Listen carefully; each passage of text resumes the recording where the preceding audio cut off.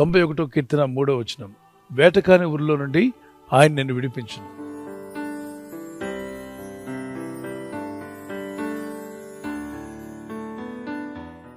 వేటగాని చేతిలో నుండి ఆయన నిన్ను విడిపించును. మిమ్మల్ని విడిపించాలని ప్రభు కోరుచున్నాడు.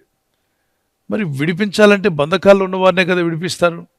అవును, పలు విధాలైన బంధకాలు నేటి దినాల్లో, ఆత్మీయంగా బంధకాల్లో ఉన్నవారు ఉన్నారు, మానసికంగా బంధకాల్లో ఉన్నవారు ఉన్నారు, మరి భౌతికంగా కూడా బంధకాల్లో ఉన్నవారు ఉన్నారు. పలు విధాలైన బంధకాలు మనిషిని ముందుకు పోనివ్వకుండా, తాను సాధించాల్సిన పనులను సాధించకుండా ఆటంకపరుస్తూ వెనక్కి లాగివేస్తున్నటువంటి పరిస్థితి. వేటగాళ్ళు ఏం చేస్తారు? అడవిలోకి వెళ్ళినప్పుడు అడవి జంతువులను పట్టుకోవడానికి ఊరి తయారు చేసి చెట్ల మధ్యలో ఆహారమున దగ్గర అవి ఎక్కడ టెంప్ట్ అవుతాయో అక్కడే పెడతారు. వాటి కంటికి కనబడకుండా, అవి ఏమాత్రము ఇది ఉరి అన్న విషయం తెలియకుండా మంచి ఆహారం దొరికే స్థలంలో అవి ఎక్కడ తిరుగులాడతాయో గమనించి అక్కడ వేటగాడు ఉరిని అమర్చి వెళ్ళిపోతాడు. పాపం ఇది ఆహారం కొరకని వెళ్తూ దేవుడు పెట్టిన ప్రకృతిలో ఆహారం తినాలి ఇది, కానీ పక్కనే కంటి ముందే ఆహారం కనిపిస్తూ ఉంటుంది, ఎవరో తెచ్చిపెట్టినట్టుగా. కానీ ఇక్కడ కష్టపడకుండానే ఆహారం వచ్చి దాని కంటి ముందు కనిపిస్తుంది.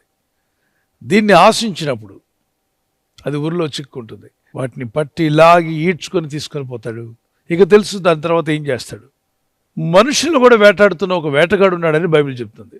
ఎవరా వేటగాడు? మనుషులు కూడా వేటాడుతున్నాడా? మనుషులు వేటాడేంత శక్తి తనకు ఉందా?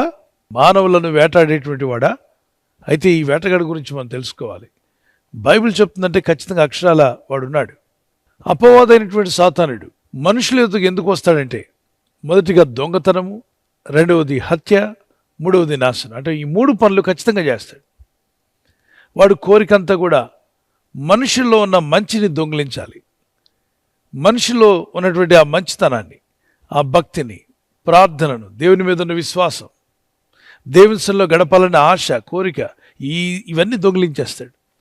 దేవుని సన్నిధిలో గడపాలి, ప్రార్థన చేయాలనుకున్న వ్యక్తి ఆ కోరికను దొంగిలించి లోకంలో గడపాలి, లోకంలో తిరగాలనే దురాశను రీప్లేస్ చేస్తాడు. అంటే మంచి ఆశను తీసి దురాశను అక్కడ పెడతాడు. దొంగతనం అనేది జరుగుతుంది. మనస్సాక్షిని పాడు చేసుకునేలాగా, జీవితం మీద విరక్తి కలిగేలా చేసి ఆత్మహత్యలకు పాల్పడమని ప్రేరేపించేవాడే ఈ అపవాది, ఈ దుష్టుడు, సాతానుడు. ఎప్పుడైతే ఒక మనిషి సమాధానంగా, సంతోషంగా ఉంటాడో ఎన్నో విషయాలు సాధించగలుగుతాడు, తను అనుకున్న వాటిని చేయగలుగుతాడు. అదే ఆ వ్యక్తిలో శాంతి లేకుండా, సమాధానం లేకుండా, డిసప్పాయింట్ అయ్యి, డిస్కరేజ్మెంట్, నిరుత్సాహంతో ఉన్నాడు అనుకోండి, చేయాల్సిన పనులు కూడా చేయలేడు. వేటకాని ఊరిలో నుండి ఆయన నన్ను విడిపించును. ఎవరాయన? నా దేవుడు, నా కాపరి, నా రక్షకుడు, నా ప్రభువు నన్ను విడిపిస్తాడు అని ఒక ధైర్యంగా, విశ్వాసంతో పలుకుతున్నాడు. ఈ విశ్వాసపు మాటలు మనం పలకాలి. ఇక్కడ దేవుడు నమ్ముతున్నానన్నావు, మరి ఆ దేవుడు నీకు ఏం చేస్తాడో కూడా నువ్వు చెప్పగలగాలి. వేటగాని వాడు ఉరి అన్నప్పుడు అది రోగం కూడా కావచ్చు. హఠాత్తుగా డాక్టర్స్ ఒకవేళ అది మరణకరమైన రోగం అని చెప్పి ఉండొచ్చు. అది క్యాన్సరో, టీబీయో, ఆస్తమానో, ఏవో రకరకాల రోగాలు ఈ ప్రపంచంలో ఎన్నో ఉన్నాయి. మరి ఎన్నో రకాలైన వైరస్లు, ఎన్నో రకాలైన వ్యాధి రోగాలు. దేవుణ్ణి ఆశ్రయించి ప్రార్థించినప్పుడు ఆ వాగ్దానం ఇచ్చిన దేవుడు తప్పక నిన్ను విడిపిస్తాను అన్నాడు. ఈ వాగ్దానం ధ్యానిస్తున్న మనమంతా కూడా shall we look unto the lord and pray. ప్రార్థన చేసుకుందాం కళ్ళు మూసుకొని. పరిశుద్ధమైన మా తండ్రి, అయ్యా నీ వైపు కరములెత్తి ప్రార్థిస్తున్నాం, నీ సహాయం కోరి ప్రార్థిస్తున్నాం. నీ ప్రజలందరి ఎడల ఈ వాగ్దానం నెరవేర్చండి.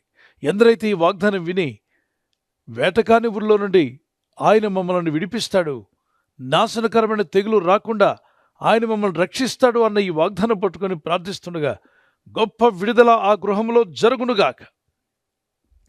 ఆ వ్యక్తులు ప్రార్థిస్తున్న నీ ప్రజలకు, ఈ ప్రార్థనలు ఏకీవించిన వారికి, ఈ వాగ్దానం విని ఎవరైతే చిక్కుల్లోనూ, సమస్యల్లోనూ, బంధకాల్లో ఉండి నిట్టూర్పు విడుస్తూ ఏం చేయాలో అర్థం కాని పరిస్థితిలో బాధపడుచున్నారో వారందరికీ విడుదల ఇవ్వాలని ప్రార్థిస్తున్నాను తండ్రి.